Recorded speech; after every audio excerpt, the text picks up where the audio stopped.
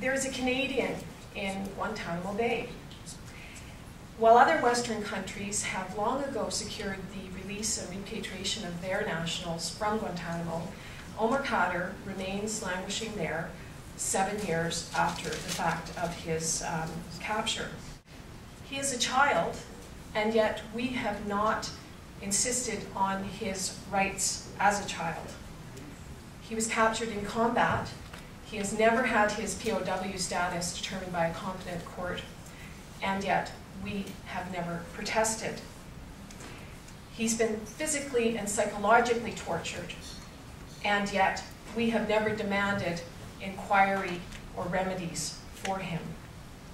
So it's time to bring Omar Khadr home. It's a duty that we owe to him, but it is also in Canada's interest, and this is something that the opposition parties have been pointing out in the last week. It is in Canada's interest to bring Khadr home so that before his release by US courts, we can have some control over his reintegration and rehabilitation in Canadian society. And it's quite a simple decision. We don't abandon, we don't leave any child anywhere. And when Mr. Harper looks at his children, and every one of those MPs go home and spend a weekend with their families, just ask themselves, would you like your child to be in those conditions that Omar Khadr has been in since he was 15 and presently 22? No, you wouldn't. So look at your own conscience and think that way. In the case of Omar Khadr, they only have to do one single thing in that case to make it right, and that is to accept Omar Khadr as a child combatant. Because once you do that, everything else falls in place.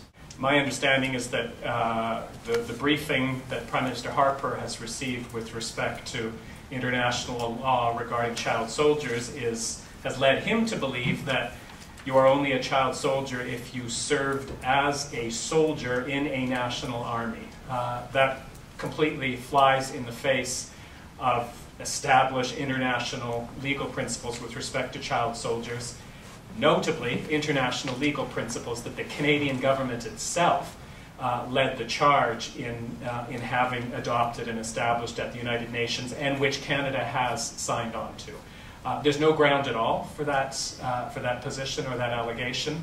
And notably, in a whole variety of other conflict situations, Canada, through its programming, its diplomacy, and a whole host of other measures, regularly works with child soldiers who have served with rebel groups, who have served with armed opposition groups, guerrilla organizations, all sorts of differently constituted fighting forces, recognizing that the key is your age and having been forced into a situation of conflict. That's what makes you a child soldier.